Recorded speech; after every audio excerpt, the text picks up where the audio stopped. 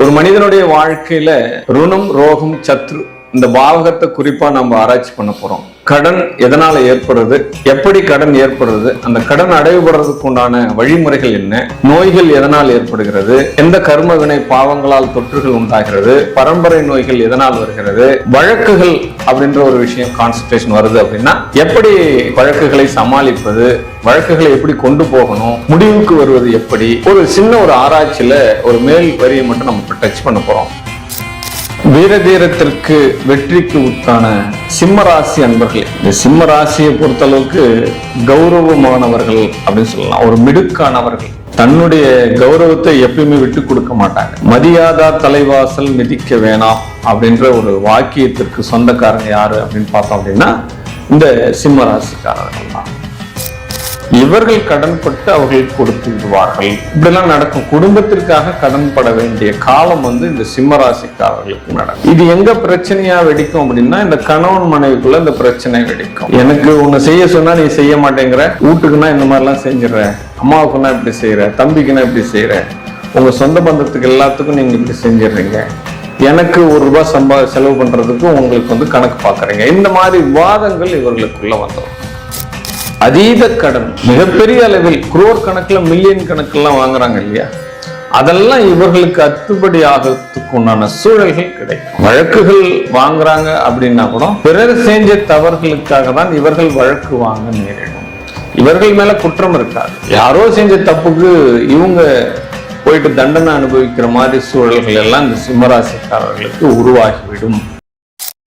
Game changer நேயர்கள் அத்தனை பேருக்கும் கோடான கோடி நமஸ்காரங்கள். நான் உங்கள் டாக்டர் ஓம் சக்தி ராஜா. வாழ்க வாழ்க வாழ்க வாழ்க. ஒரு மனிதனுடைய வாழ்க்கையில ருணம், ரோகம், சத்ரு இந்த பாவகத்தை குறிப்பா நம்ம ஆராய்ச்சி பண்ண போறோம். 12 ராசிக்கும் கடன் எதனால ஏற்படுறது, எப்படி கடன் ஏற்படுறது, அந்த கடன் அடைவுபடுறதுக்கு உண்டான வழிமுறைகள் என்ன, நோய்கள் எதனால் ஏற்படுகிறது, எந்த கர்ம வினை பாவங்களால் தொற்றுகள் உண்டாகிறது, பரம்பரை நோய்கள் எதனால் வருகிறது, வழக்குகள் அப்படின்ற ஒரு விஷயம் கான்சன்ட்ரேஷன் வருது அப்படின்னா எப்படி வழக்குகளை சமாளிப்பது, வழக்குகளை எப்படி கொண்டு போகணும், முடிவுக்கு வருவது எப்படி, ஒரு சின்ன ஒரு ஆராய்ச்சியில ஒரு மேல் வரியை மட்டும் நம்ம டச் பண்ண போறோம். ஏன்னா ஆழமா நம்ம ஒவ்வொரு ராசிக்கும் பார்க்க போனோம் அப்படின்னா ஒவ்வொரு நாளும் பற்றாது. அதனால முக்கியமான ஒரு தொகுப்புகளை மட்டும் நான் உங்களுக்கு கொடுக்கறதுக்கு உண்டான சூழ்நிலையை எடுத்துக்கிறேன். உங்களுடைய அன்புக்கும் ஆதரவுக்கும் ரொம்ப நன்றி. நீங்கள் கொடுத்து வரும் ஒவ்வொரு கமெண்ட்ஸும் எங்களுடைய வாழ்க்கையில உங்களுக்கு இன்னும் ஆன்மீக செய்திகளை நிறைய கொண்டு வரணும்ன்ற ஒரு ஊக்கத்தை கொடுக்குறீங்க. இந்த சேனலை மேலும் மேலும் பார்த்து எங்களுக்கு உண்டான ஆதரவை தருமாறு கேட்டுக்கொள்கிறேன். வாங்க 12 வீடியோக்களுக்கும் ருணம், ரோகம், சத்ரு பாவகத்தை பத்தி எளிய விளக்கங்களோடு இன்றைய வீடியோ நம்ம பார்க்கலாம்.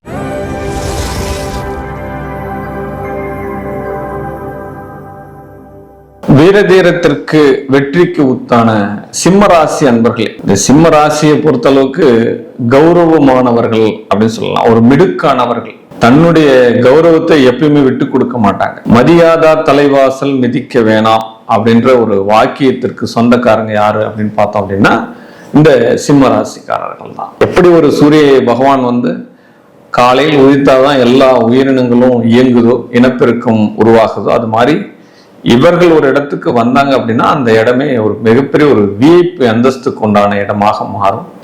ஒரு கௌரவமானவர்கள், அந்தஸ்து உள்ளவர்கள், மரியாதை மிக்கவர்கள் அப்படின்னு இவங்க சொல்லிட்டே போகலாம். இப்படி இந்த கௌரவமானவர்களுக்கும் கடன் எப்படி ஏற்படுது அப்படின்னா இந்த கௌரவத்துக்காக இவங்க என்ன பண்ணுவாங்க அப்படின்னா வாக்கு கொடுத்துருவாங்க. இந்த கோயில் உபகாரத்தை நான் பண்றேன், இவரை நான் படிக்க வைக்கிறேன், இவங்களுக்கு இந்த ஸ்கூலை கட்டி தர்றேன். இந்த பொது ஜனங்களோடு தொடர்பு பெற்று சமுதாய பணிகள் செய்வதனால இவர்களுக்கு கடன் ஏற்படுவதற்கு உண்டான சூழல்கள் அதிகமாக இருக்கும். அப்ப குடும்பத்துல பொறுப்புகளை எடுத்துட்டு தம்பிகளுக்காகவும், அம்மாவுக்காகவும், தகப்பனுக்காகவும், உற்றார் உறவினர்களுக்காகவும், சித்தப்பா சித்தி இந்த விஷயங்களுக்காகவும் இவர்கள் கடன்பட்டு அவர்கள் கொடுத்து விடுவார்கள். இப்படிலாம் நடக்கும். குடும்பத்திற்காக கடன்பட வேண்டிய காலம் இந்த சிம்ம ராசிக்காரர்களுக்கு நடக்கும். இது எங்க பிரச்சனையா வெடிக்கும் அப்படின்னா இந்த கணவன் மனைவிக்குள்ள இந்த பிரச்சனை வெடிக்கும். எனக்கு உன்னை செய்ய சொன்னா நீ செய்ய மாட்டேங்கிற, வீட்டுக்குன்னா இந்த மாதிரிலாம் செஞ்சிடற, அம்மாவுக்குன்னா இப்படி செய்யற, தம்பிக்குன்னா இப்படி செய்யற, உங்க சொந்த பந்தத்துக்கு எல்லாத்துக்கும் நீங்க இப்படி செஞ்சிடுறீங்க, எனக்கு ₹1 செலவு பண்றதுக்கு உங்களுக்கு கணக்கு பாக்குறீங்க. இந்த மாதிரி வாதங்கள் இவர்களுக்குள்ள வந்துடும். இந்த கடன் ஏற்படுறத இந்த சூழ்நிலையில் ஏற்படும் அப்படின்னு சொல்லப்படுறது. அப்ப அந்த கடன் ஏற்பட்டாலும் இவர்களுக்கு நீண்ட நாள் கடனாக அது மாறும். இன்னைக்கு வாங்கிட்டு நாளைக்கு கொடுக்க முடியாது, அந்த மாதிரிலாம் பண்ண முடியாது. நீண்ட நாள் கடனாக மாறும். ஆனால் பின்னாடி இவர்களுடைய சொத்துக்கள், இந்த மாதிரி வாங்கக்கூடிய சொத்துக்கள் பல தலைமுறைக்கு செல்லும் என்பதில் எந்த மாற்று கருத்தும் கிடையாது. பின்னாடி இருக்கிறவங்க நல்லா அனுபவிப்பாங்க அந்த மாதிரி சூழல். அப்ப 1 by 1 பேரன் கொள்ளு பேரன் இந்த மாதிரி அனுபவிக்கிறதுக்கு உண்டான சூழல்கள் இவர்களுக்கு கிடைத்துவிடும். அதே காலகட்டத்தில் இந்த சிம்மராசிக்காரர்கள் கடன் கேட்டா எல்லாருமே கொடுத்துருவோம். அதீத கடன் மிகப்பெரிய அளவில் குரோர் கணக்குல மில்லியன் கணக்கெல்லாம் வாங்குறாங்க இல்லையா, அதெல்லாம் இவர்களுக்கு அத்துப்படி ஆகிறதுக்கு உண்டான சூழல்கள் கிடைக்கும். வழக்குகள் வாங்குறாங்க அப்படின்னா கூட பிறர் செஞ்ச தவறுகளுக்காக தான் இவர்கள் வழக்கு வாங்க நேரிடும். இவர்கள் மேல குற்றம் இருக்காது, யாரோ செஞ்ச தப்புக்கு இவங்க போயிட்டு தண்டனை அனுபவிக்கிற மாதிரி சூழல்கள் எல்லாம் இந்த சிம்மராசிக்காரர்களுக்கு உருவாகிவிடும் என்பதுல எந்த மாற்றம். ஏன்னா இந்த பிள்ளைங்க அப்பாவியா போய் மாட்டிக்கிச்சுப்பா அப்படின்னு சொல்லுவாங்க இல்லையா, கண்டிப்பாக அந்த மாதிரி சூழல்கள் தான் நடக்கும். கோயில்ல கும்பலா ஒரு விஷயம் நடக்குது, ரொம்ப போராட்டம் நடக்குது, அந்த போராட்டத்தெல்லாம் இவங்க கலந்துக்கிறது ரொம்ப தவிர்க்கணும். அப்படி கலந்துக்கிறாங்க அப்படின்னா கண்டிப்பாக இவர்கள் வழக்குகளை சந்திப்பார்கள். ஏதாவது ஒரு பிரச்சனையில இவங்க பேர் போய் மாட்டிக்கும், இவங்களுக்கும் அந்த பிரச்சனைக்கும் சம்பந்தமே இருக்காது. இந்த மாதிரி சூழல்லாம் போய் மாட்டிக்கிறதுக்குண்டான சூழ்நிலைகள் நடக்கும் அப்படின்னு சொல்லப்படுது. இவருடைய நண்பர்கள் வராங்க அப்படின்னா இவங்களுக்கு அவங்க பாதகமாக இருப்பார்கள், ஆனால் கண்டிப்பாக பாதகமாக இருப்பார்கள். எப்பொழுதுமே இவர் நண்பர்கள்கிட்ட கொடுத்த கடன் திரும்ப வராது. ஏன்னா அந்த கடன் கொடுக்கக்கூடிய நிலைமையில் அந்த நண்பர்கள் இருக்க மாட்டார்கள் என்பது உண்மையான கருத்து. இவர்களுக்கு எப்படி கடன் உருவாக்குன்னா, இவரை பற்றி பெயர் புகழ் நல்ல வசைப்பாடுறாங்க, நல்ல புகழறாங்க, நீங்க ரொம்ப நல்லவங்க, கெட்டிக்காரங்க, உங்களை மாதிரி இந்த உலகத்துல யாரும் இல்லை, நீங்க தான் இந்த உலகத்தினுடைய அதி மேதாவி அப்படின்ற மாதிரி புகழுக்கு மயங்குபவர்களாக இருப்பார்கள்.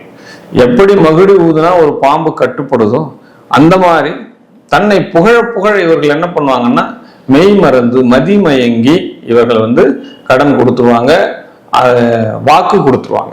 நான் இதை பண்ணித்தரேன், இதை செய்யறேன், இந்த கும்பாபிஷேகத்துக்கு நான் கலசம் வாங்கி கொடுக்குறேன், இந்த சிலையை நான் வரேன், இந்த கோயில் நான் கட்டித்தரேன், இந்த மாதிரி வாக்குகளை கொடுத்துட்டு இந்த வாக்குகள் கொடுத்துட்டுமே இதை கண்டிப்பா நிறைவேற்றணும் அப்படின்றதுக்காக போயிட்டு கடன் பட நேரிடும். இது 100% நடக்கும். இதில் நீங்க கமெண்ட்ஸ்லேயே தெரிவிக்கலாம், இப்படிதான் நடக்கும், இப்படிதான் இந்த சிம்மராசிக்காரர்கள் எல்லாம் கடன் படுறதுக்கு உண்டான சூழல்கள் அமைந்து விடும் என்பதில் எந்த ஒரு மாற்று கருத்தும் கிடையாது.